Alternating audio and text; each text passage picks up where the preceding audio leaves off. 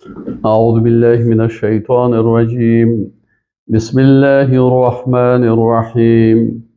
ثم بعثنا من بعدهم موسى بآياتنا إلى فرعون وملئه فظلموا بها فانظر كيف كان عاقبة المفسدين. الاعراف 103. دوستان عزیز، ما و شما در درس قبلی در مورد خلافت آدم علیه السلام و بعد از او دیگه پیغمبرایی که بعد از او آمدن و اونا رسالت خود ادا کردن.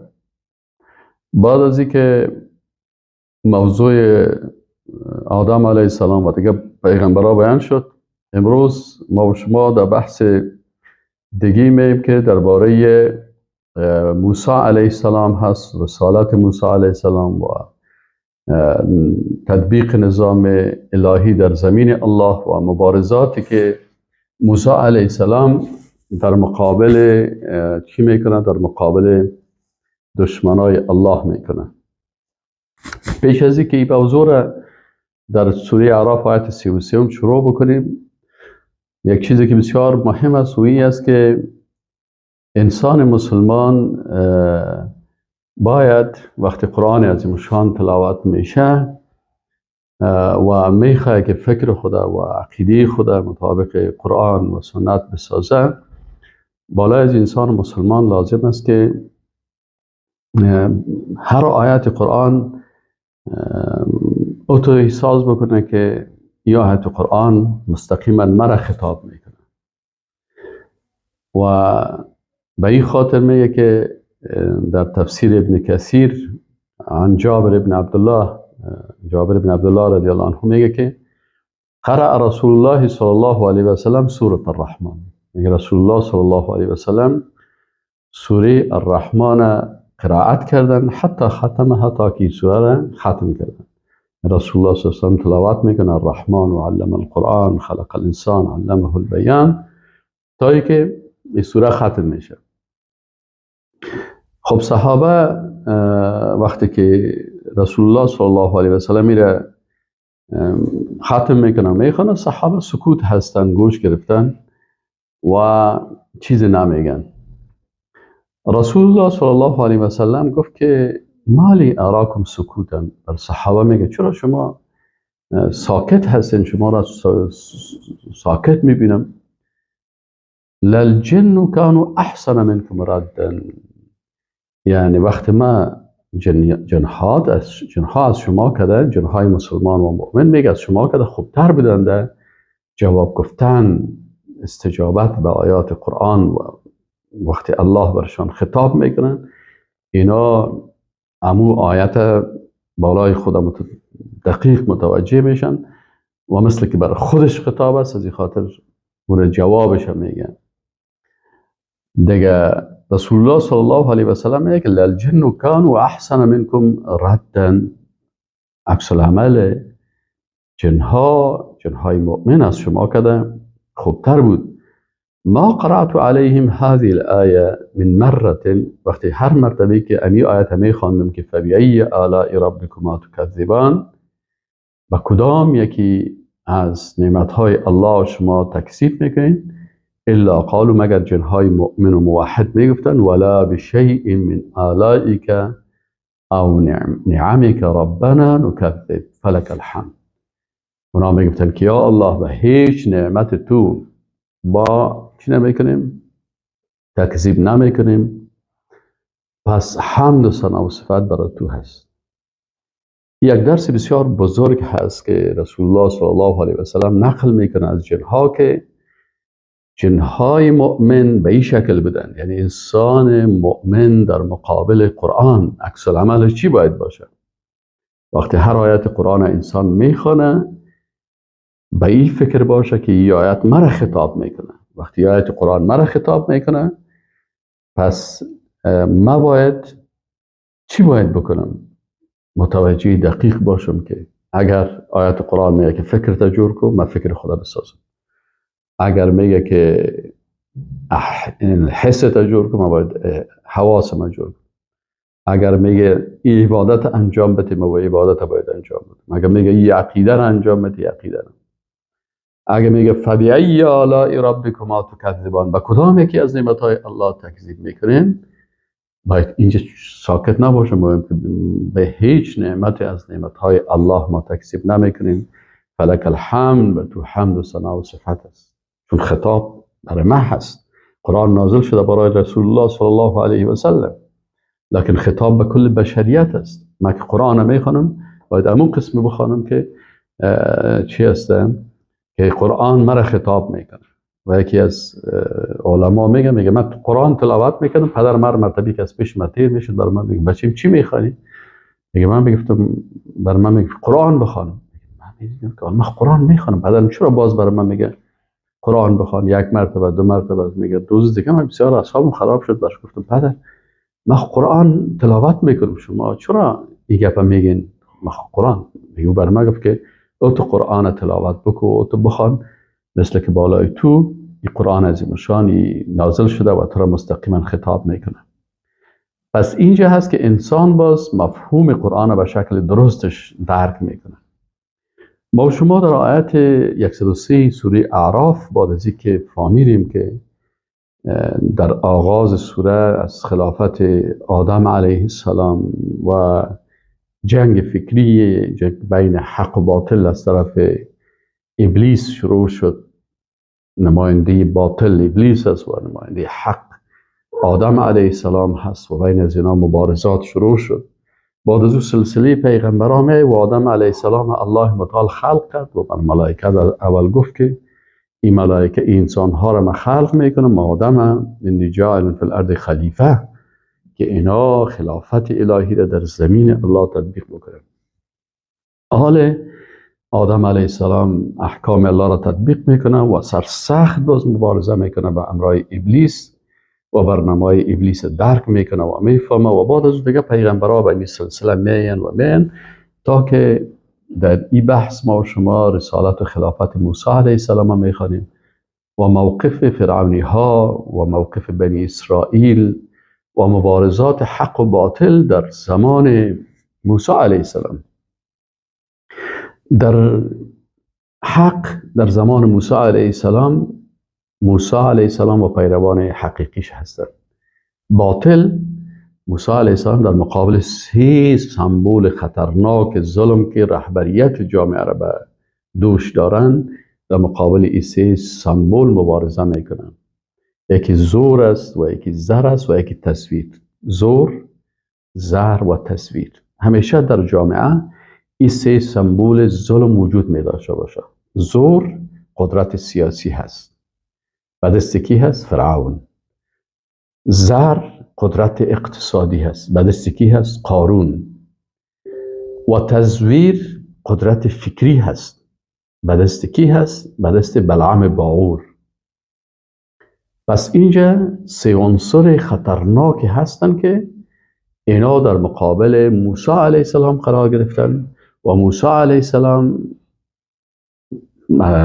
اهل توحید هست و سمبول حق و حقیقت است. در مقابل این 3 سمبول مبارزه میکنن. قرآن عظیم شان برای ما و شما امی مسائل بیان میکنه که موسی علیه السلام چه قسم به این رسالت مکلف شد و چه قسم خلافت الله را در زمین الله باید تطبیق بکنه. الله متعال میگه ثم بعثنا من بعده موسی. بعد از این الله متعال میگه ما مبعوث کردیم بعد از او پیغمبرای قبلی که براتون بیان کردیم، موسی علیه السلام به آیاتنا. الله متعال میگه به آیاتنا و ما شما گفته بودیم که الله وقتی قدرت خدا بیان میکنه ضمیر جمع، ضمیر تعظیم هست. ضمیر جمع برای تعظیم میایه، برای احترام، بسیار قوت و عظمت. ثم بعثنا، ما فرستادیم به قدرت خود و عظمت خود بعد از این پیغمبران موسی علیه السلام به آیاتنا، با دلایل ما و معجزات ما، بکی الی فرعون و ملئه، و فرعون و همون درباریا و همون کسایی که امرای از اینا بودن، لشکرش، رؤسایش، وزرایش، کابینیش.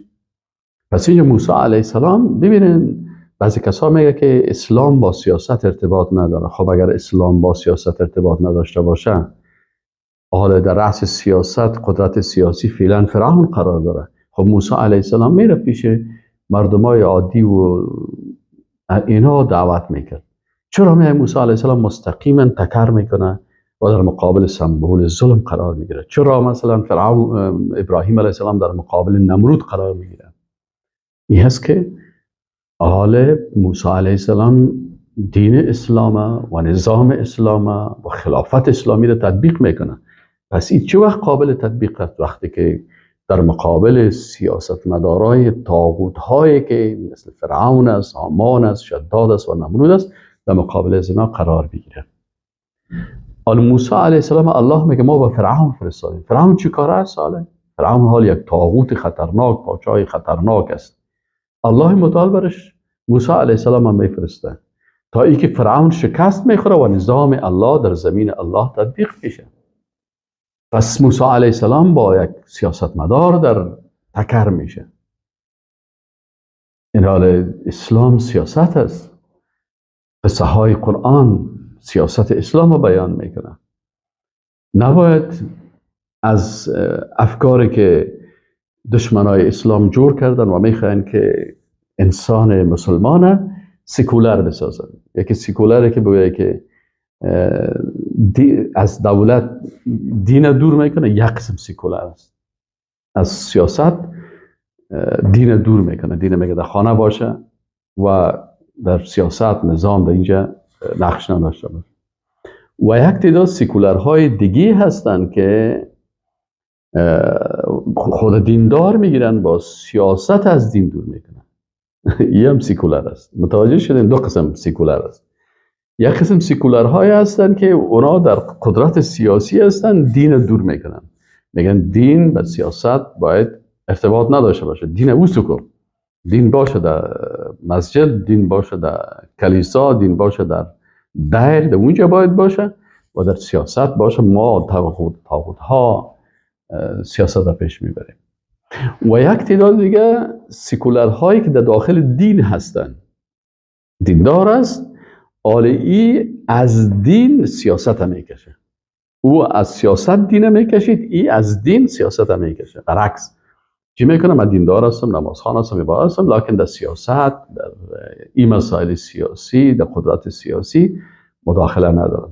در حالی که رسول الله صلی الله علیه و سلم کانت بنو اسرائیل تسوسهم الانبیاء. بنی اسرائیل کی سیاست میکرد؟ پیغمبر. آل موسی علیه السلام سیاست مدار هست. پیغمبر است؟ بله. رسول است؟ بله. نبی هست؟ بله. خلیفه الله در زمین الله هست؟ بله. پس در زمین الله خلیفه الله، رسول الله، نبی الله، حکم الله را با چه قسم تطبیق میکنه؟ در جهان خود 30% اگر موضوعات شخصی باشه، 70% در جامعه هست. سیاست و اقتصاد و اجتماع و تمام نظام ها که مربوط به نظام سیاسی میشه.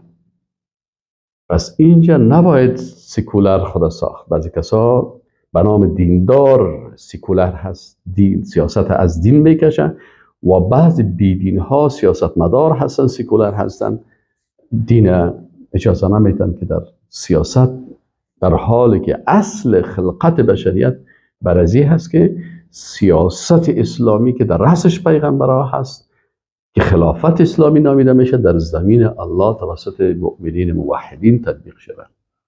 ثم بعثنا، الله متعال میگه سپس ما با قدرت و عظمت خود فرستادیم من بعدهم، بعد از این پیغمبران، پیغمبر دیگه که موسی علیه السلام است، به آیاتنا با دلایل خود، دلایل مادی، دلایل معنوی. دلایل مادی معجزات برشان نشان میده، دلایل معنوی و دلایل سیاسی، دلایل اقتصادی، آیات قرآن دلایل برشان بیان میکنه. اعتقاد، عقیده، سیاست، اقتصاد، عبادت، جامعه سازی. پس وقتی به فرعون و ملئه و به پیردارانش یا لشکرش فظلموا بها، اینا ظلم کردن به امی آیات الهی. ظلم چی است؟ یعنی قرار دادن چیز در غیر موضعش است. اینا حق در جایش قرار ندادن.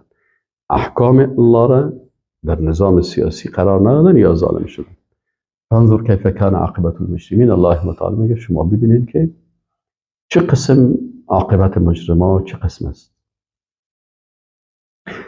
دعوت نقطه دوم، دعوت موسی علیه السلام. آل موسی علیه السلام دعوت شروع میکنه و همیشه دین از فکر و عقیده شروع میشه، فکری. از دعوت زبانی ادامه پیدا میکنه، خط است: فکر، دعوت، عمل و بالاخره حرکت و جهاد و تطبیق نظام الهی در زمین الله است. آل موسی علیه السلام: و قال موسی یا فرعون. موسی گفت ای فرعون انی رسول من رب العالمین، من فرستاده هستم از جانب رب العالمین. حقیق علی ان لا اقول علی الله الا الحق. سزاوار برای من است که من به الله بغیر از حق چیزی نمیگم. قد جئتکم ببینة من ربکم. ما برای شما دلایل آوردیم از جانب ربتان. و ارسل معی بنی اسرائیل. امرای ما بنی اسرائیل بفرست که ما نظام الله را در زمین الله تطبیق بکنیم. آل فرعون نمیخواد که نظام الله در زمین الله تطبیق شد، چون طاغوت است. نمیخواد طاغوت که شریعت الله تطبیق شود. طاغوت میخواد قانون خودش تطبیق شود. فرعون میگه، قال برش میگه این کنت جئت بآیت، اگر کدام دلیل داری فأتی بها این کنت من الصادقین، و بیار اگر از راستگویا هستی که اون دلیل صدق تو را، راستی تو را برای ما ثابت بکنه که تو صادق هستی. خب موسی علیه السلام یک گپی بسیار خوب است. آل موسی علیه السلام چهارمین نقطه که در این سوره گفته میشه تقدیم دلایل و معجزات است. فالقى عصاه. موسی علیه السلام عصای خود میپرته. فاذا هی ثعبان مبین. این یک مار بسیار بزرگ و خطرناک میشه. و موسی علیه السلام، چون در عصر موسی علیه السلام جادوگرها زیاد هستند، هر معجزه مطابق امو چیزی که در امو عصر هست. در عصر موسی علیه السلام چیز زیادتر نقش داره در جامعه و گپ کی زیاد میچله؟ گپ ساحرا هست. پس باید ساحرا حقیقت درک بکنن و به مردم حقیقت بگوین. حال معجزه موسی علیه السلام باید چی باشه؟ بر علیه سحر باشه که ساحرا را ناکام بسازه و تحت تاثیر قرار بده تا که اونا چی شون؟ حق بیان بکنه و کسایی که حق طلب است بگوین که خب اینجا جامعه است که اینجا ساحر و جادوگر زیاد نقش دارن. آل جادوگرها تسلیم شدن و حق قبول کردن، پس ما باید حق قبول بکنیم. بنابراین موسی علیه السلام برشان نشان میده دو معجزه را. در اول یکی عصای خدا میپرته، این به شکل یک مار خطرناک آشکارا میبینن مار هست. و نزع یده، دست خود بیرون میکنه. وقتی که دست خود از بغل خود بیرون میکنه میبینه که همچون سفید مثل آفتاب و روشن. فیضا هی بیضا، سفید مثل نازین کلگی میبینه. این دو دلیل هست به این که ما از جانب خالق متعال آمدیم و برای ما این دو معجزه داده شده است. آل اشرافی ها، سیاست مدارها، طاغوت ها، طاغوت مطاع فرعون هست، طاغوت مطبوع عمود کسایی که برش رأی میتن و برش نظر میتن، کابینش طاغوتی هست. قال الملأ من قومه، اشرافیانی از قومش من قوم فرعون میگه که ان هذا لساحر علیم. اونا میگه سحر است، جادوگر بسیار با دانش است. یرید ان یخرجکم من ارضکم. این میخواه که شما را از زمینتان بکشه. فماذا تأمرون، شما چی امر میکنید؟ آلینا فوراً این کابینه طاغوتی موسی علیه السلام میخواه برشان دین تشریح بکنه، رب العالمین معرفی بکنه، دلایل قدرت الله را بیان بکنه. اول از اتهام شروع میکنن که تو ساحر هستی، پیغمبر نیستی. و دوم، خب موسی علیه السلام بود خانه فرعون کلان شده. این موسی علیه السلام در کل عمر خود سحر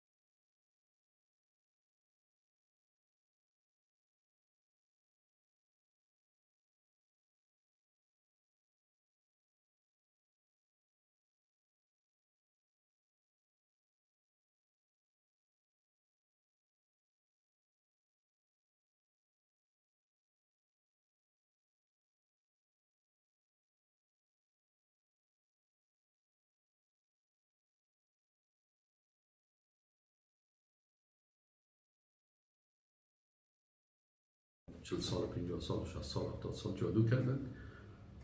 اونا دیگه مطمئن هستن که 2 جوانی که نوامده خوار ما شکست میدیم. گفتن که اگر ما او شکست بدیم برای ما چی او چوره میدیم، آسان است برای ما شکستش میدیم. آیا کدام مکافات بزرگی برای ما هست که باز ما این دشمن خطرناک داره که می خطرناک است شکست بدیم؟ این لنا لاجر، آیا برای ما پاداش، تحفه، قدرت، قوت، امکانات، شوکی چی برای ما میتی این کنا نحن الغالبین اگر ما غالب باشیم؟ قال نعم،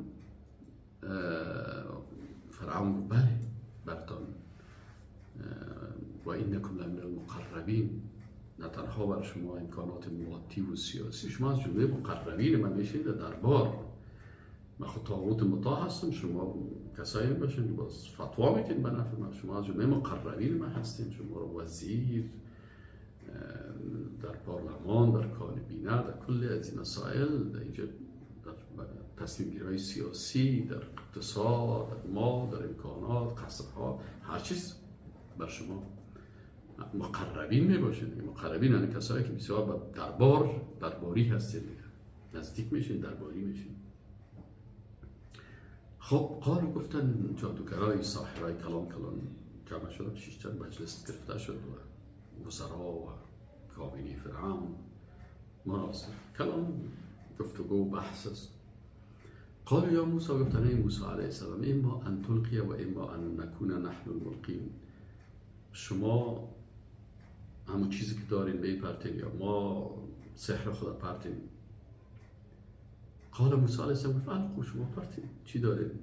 فلما القوا، میگه وقتی که اینا همون چیزهای سحر که داشتن انداختن، جادوهای خدا، سحروا اعین الناس، چشمای مردم سحر کردن. چون بعضی از اقسام سحر چی است که دو کدام کمال نیست، چشم بندی میکنن، چشمای مردم سحر میکنن، مردم چیز به عکس از او میبینن، فریبکاری میکنن، مردم واقعیت نمیبینن، برعکسش میبینن. بسیاری وقتا شما دیده باشین کسایی که چالاک هستن، مثلا وقتی یک بوتل میگیرن، خب این بوتل مثلا خالی میباشه، در پشت سر از یک چیز قرار میته و جانب مقابل وقتی که سعی میکنن فکر میکنه چیز داخل بوتل است، اما او شاید داخل بوتل نیست، مثلا در بیرون است، از بیرون روشن. خب فریبکاری ها و شعبده بازی و یکی از بخش های سحر و جادو همی است که چشم ها را چشم بندی میکنه، چشم بندی میکنه. اینجا میگه که اینا وقتی که سحر های خود انداختن، سحر و عیون الناس، چشم بندی کردن،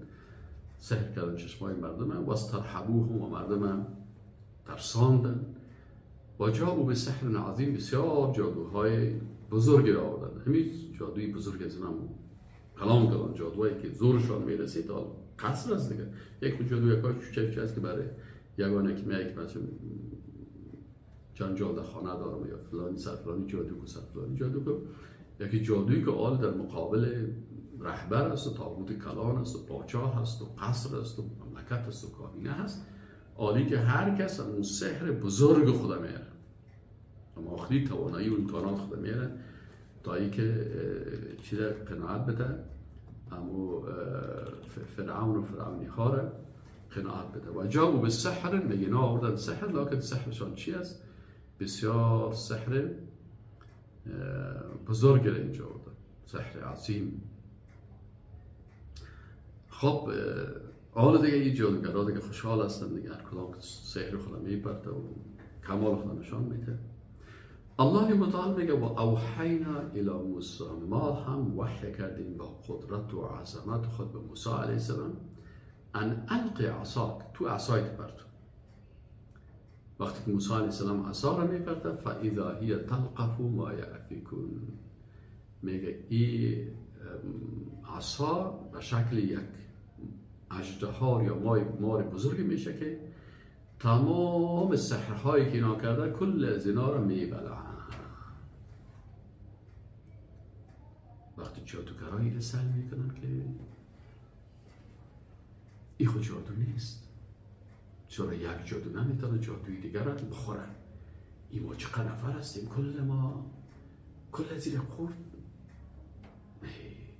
کلشون به اساس علمی که در سحر جادو داشتن فهمیدن که این معجزه هست. کل سحر از نابود شد.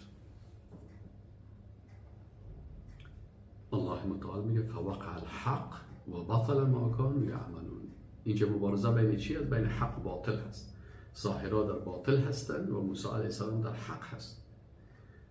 باطل پرستا میخوان به نفع باطل کلانه که طاغوت کلانه که فرعون از به نفع از کار بکنن. موسی علیه السلام به حکم الله معبود حقیقی و تشریع کننده حقیقی و حکم حقیقی الله را تطبیق میکنه. اینجا حق واقع شد و باطل آنچه که عمل کردن کلش باطل شد، کلش از بین رفت.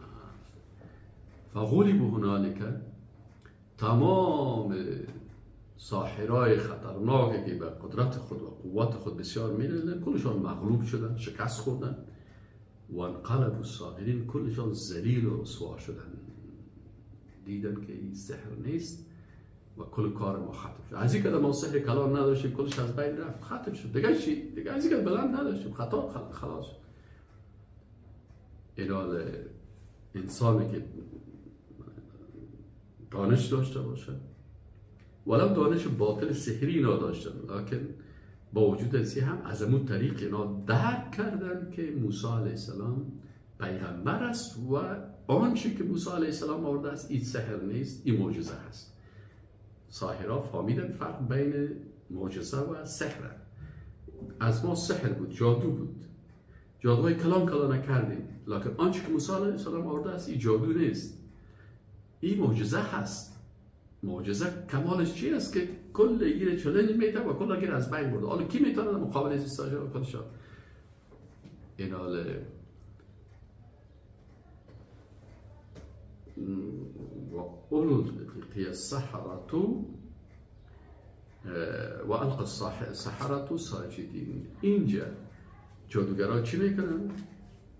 در اینجا جادوگرها در آیت 120 سوره الاعراف فوقع الحق و بطل ما كانوا يعملون فغلبوا هنالك، اینا مغلوب شدن و انقلبوا الصاغرین، بسیار خرد و ذلیل شدن.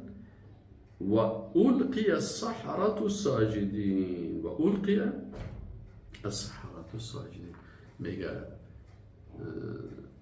ساحرها به رب العالمین فهمیدن که موسی پیغمبر است، عصا معجزه هست، سجده کردن به رب العالمین. قالوا، گفتن آمنا به رب العالمین. موسی علیه السلام خب در اول برای فرعون و برای اینا تشریح کرده و گپای موسی علیه السلام کل از اینا شنیده که موسی علیه السلام دو جوانه هستن، میگه رب العالمین است و خالق عالمیان هست و ما پیغمبر هستیم و از جانب از او آمدیم. این جریانات از ساحرها شنیده بودن، ولی فکر میکنن که دو نفر جادوگر است، ما شکست میدیم. حال اینا درک کردن که واقعا آنچه که اینا میگه درست است. موسی پیغمبر است، رب العالمین ایره فرستاده هست و عصایش هم معجزه هست، سحر نیست.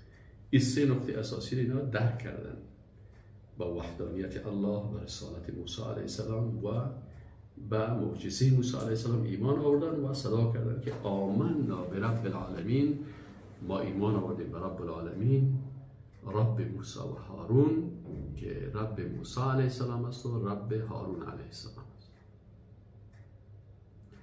خب آل فرعون ادعا میکرد که ما به حق هستیم، شما جادوگر هستیم، شما سحر میکنین و ما جادوگرها را میاریم که شما را غلطتان دروغ داره نشان بده. خب آل موسی علیه السلام وقتی که معجزه را برای اینا نشان داد، آل امو ساحرایی که فرعون جمع کرده بودن اونا حق بیان کردن،